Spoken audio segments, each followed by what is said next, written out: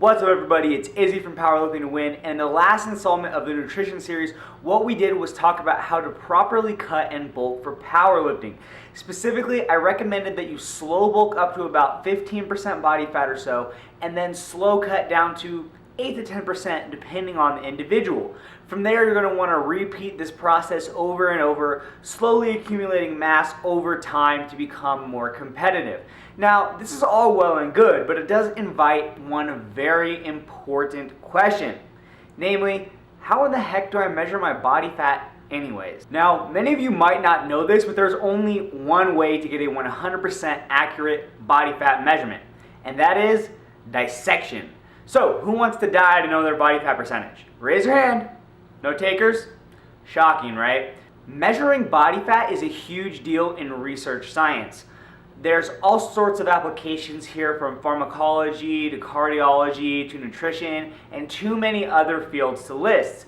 So scientists really do need a way to estimate body fat percentage, because they can't just go around killing a bunch of people or using only cadavers to conduct their experiments. So it's nice to have a way to estimate so that we can, stay alive while we get our body fat measured.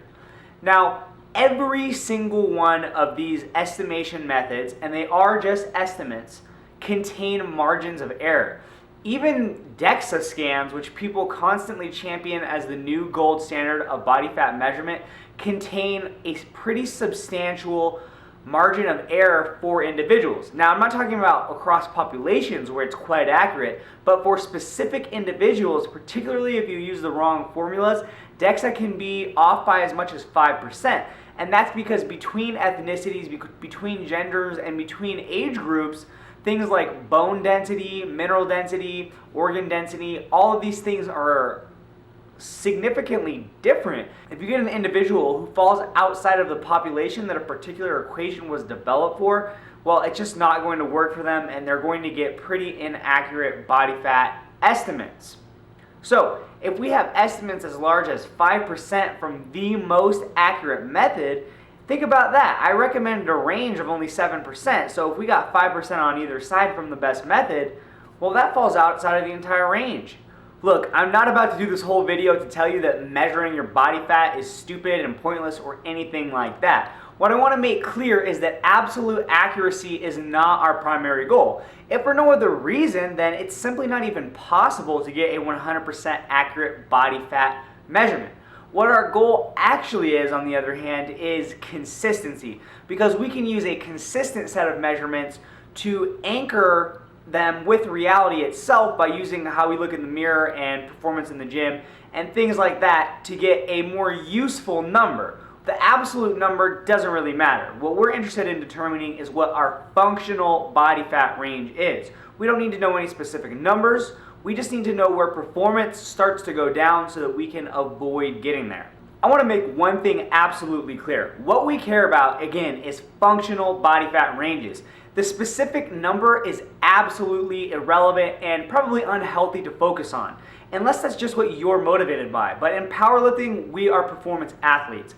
If you are 11.42% versus 11.97%, who really gives a damn? And it just doesn't matter at all. The specific number is pointless. Please do not get caught up on these internet debates of, are you 10% or 11%, bro? It's stupid and it does not matter.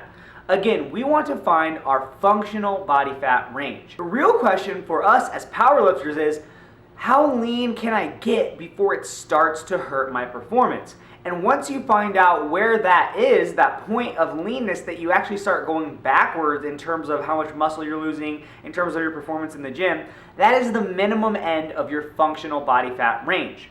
Now, it's pretty easy to actually determine when this is happening, right? If you have 2 or 3 weeks in a row where your lifts are just going down, and it's not just a one-time fluctuation, but consistently, performance after performance, you're getting worse, performance is going down, that sort of a thing, well, you know that you've hit that point. Now, what is really important here is that we have a set of measurements that we can then correlate to this performance drop so that in the future we can stop ourselves from ever reaching these measurements so that we avoid dipping outside of our functional body fat range. For the aforementioned purpose of keeping track of measurements to help us determine our functional body fat range, I have 4 suggestions, and we're going to start off with the first one here, which is the mirror and the camera. Now, looking in the mirror or taking pictures of our progress on, a weekly or monthly basis is a great way to give ourselves a visual reference for our functional body fat. Now, obviously, this is going to be far from accurate, as you can't really take a look at a picture and truly guess somebody's body fat percentage. But again, that's not the point. We need consistency, not accuracy. So by having a set of pictures, not only can we see the trend of our body fat, but we can also start to make correlations between what we look like and what our performance is going to be like at certain times during our cut and bulk cycles.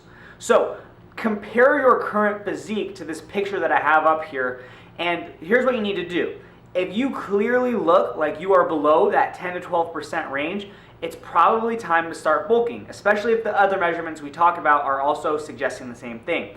If you clearly look like you're above 15%, regardless of what the other measurements are saying, it's probably time to cut. If you don't have abs showing, you're probably not that lean. The second tool that I'm going to suggest is a tape measure. Now, I use a tape measure primarily for 2 measurements, and that is the waist and the neck. If you're female, you'll probably also want to track the hips.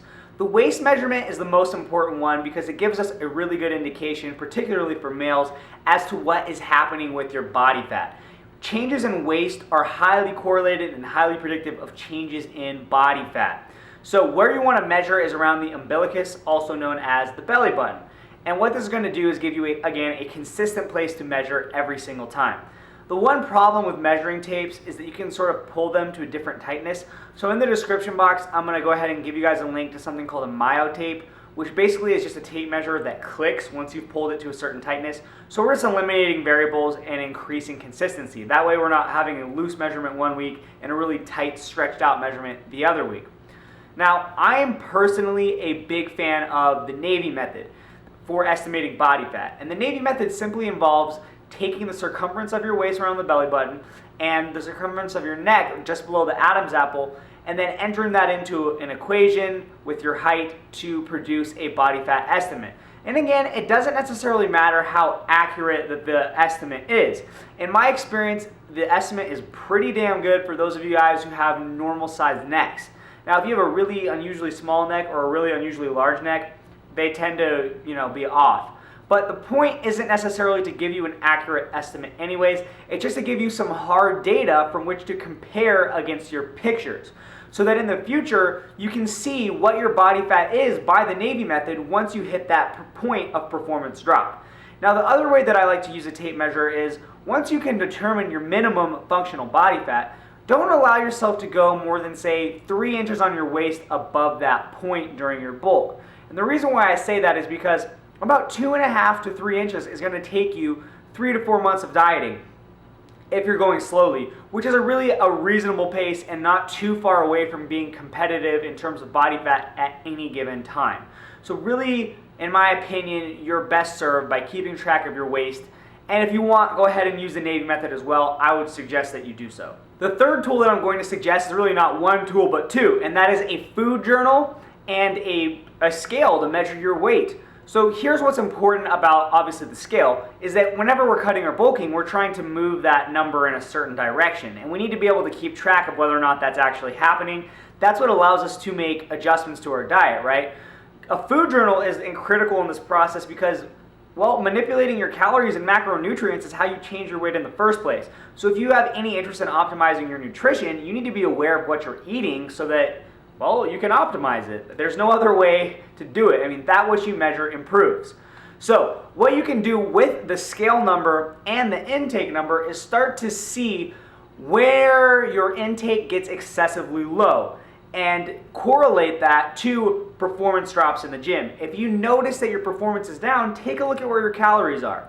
And this is not a hard and fast rule by any means, but for the average size male and bigger, and I'll be conservative and say that the average male is, about 75, 80 kilos or 165, 175-ish pounds. For anybody around there or bigger, spending a significant amount of time below about 2,000 calories is usually a good indication that you're running up on that minimum functional point, at least for your current level of metabolic health. And again, this is just another tool that you can keep track of and correlate with reality being your performance in the gym, to help you determine when you want to end a cut or when you want to end a bulk. My fourth suggestion is that you have an actual measurement protocol. Now, that's not necessarily a tool, but a consistent measurement protocol is imperative to the usefulness of all of these measurements. You see, here's the thing. Scale weight can fluctuate anywhere from 5 to 10 pounds throughout the day. Your waist measurement can change an inch or two just from eating a meal. The way you look in the mirror is going to be affected by your hydration levels and water balance. So if you just had a meal, you're going to look bloated, and that's going to change how you look in the mirror as well. So you can see it's of great importance that we try to get these measurements under approximately the same conditions every single time. Now, my suggestion for doing this is a very common one, and that's to make sure that you do it first thing in the morning after going to the bathroom. This is going to give you approximately the same level of hydration and lighting and all of that every single time. So for pictures, take them first thing in the morning. Once a week to once a month is about the rate that you're looking for. The more often you measure, the easier it will be to track progress, but from week to week, it can potentially be discouraging if you don't see any changes. Now, as far as waist measurements go, I do take those every single week, and I think that's a good frequency for just about every purpose. Now, as far as scale weight goes, it really just depends on how accurate you want to be. Personally, I like to use a running average of my weight throughout the week. That means I wake up and weigh in every single day. I enter the number into an Excel spreadsheet, and then I average the weights. The reason why I do this is because it eliminates little fluctuations that happen from day to day. If you only weigh in once a week, sometimes you can have a day where just due to water balance or due to a big bowel movement, you lost more weight, physical weight, but you didn't actually lose as much fat as the numbers would indicate. So it might lead you to making an irrational diet decision. With a running average of your weight throughout the week, you can compare the trend better than specific points in time, which is just going to be more accurate. That's not to say that weighing in once or twice a week is invalid. Those can be valid as well. You just need to be consistent and do it over the long run to see trends. But again, the point being here is that you need to have a consistent measurement protocol, because if you do not, the data loses a lot of its value. All right, let's bring all of this information together into a protocol that we can use to actually help us make decisions on when to end cuts, when to end bulks, and that sort of a thing. So the first thing that we want to start out with is our measurement protocol. That's going to involve three things. So first thing in the morning on the same day each week, you're going to wake up, go to the bathroom, weigh in, and write down your weight. The second thing that you're going to do is bust out your tape measure, take a measurement of your waist around the belly button, and then just below the Adam's apple, and around the hips if you are a female, and then use these numbers to calculate your body fat percentage using the Navy method. I'll put a link to a decent calculator in the description box. The next thing that you're going to do is you're going to snap a picture of your current condition in the exact same position, exact same lighting, and with the exact same camera each and every single week. This doesn't need to be a model shoot, guys. Just do the same pose every time so that you can compare what's going on. Now let's talk about how to use the aforementioned data we just collected to actually make decisions. So, number one, if you are cutting, the first and most important question to ask here is my performance down in the gym? If the answer is no, well then just keep cutting. Because remember, we don't care about accuracy, we care about consistency, and we care about having something that is actually based on real world data and is practical. And the only practical consideration here is my performance down? So again, ask yourself if you're on a cut, is my performance down in the gym? If the answer is no, you keep cutting. Now, if the answer is yes, my performance is down over the last 2 weeks, not a single fluctuation, but as a trend, then what you're going to do is you're going to consult your other data. Look at your pictures. Does it clearly look like you are below 12 to 13% body fat or even lower? If the answer to that is yes, go ahead and check your Navy method estimate. Is your waist measurement down there and real low in the 30s? Does the Navy method estimate you to be below 12 to 13% as well? If the case is yes, you know what? It's probably certain that you need to start a bulk. Now, what if the pictures and the Navy method say that you are above 12 to 13%, but your performance is still down in the gym? At that point, you're likely looking at a programming issue or a recovery issue, and it's probably not time to stop your cut, but it is time to reevaluate some of your training habits. Now let's talk about what to do if you are bulking. Obviously, it's not as important to ask yourself, is my performance down in the gym? Because hopefully if you're on a bulk, your performance is not trending down at all. So what you really need to ask yourself is, do the pictures this week look like I'm above 15%? And if the pictures are making it seem like you're above 15%, go ahead and check out your Navy method estimate. If that also is putting you above 15%, then you just need to be honest with yourself and say, hey, you know what? It's time to cut. The last check you want to make there is to see how much your waist has gone up since your last cut. If it's 2.5 to 3 inches or more, it's almost certainly time to bulk, guys. Alright guys, I hope that was helpful for you in your quest to get these body fat issues taken care of. And if you found the content informative, interesting, or at least entertaining, then please like, comment, share, subscribe if you haven't already. Don't forget to check out PowerliftingToWin.com for more great powerlifting information. And of course, have a nice day, my friends.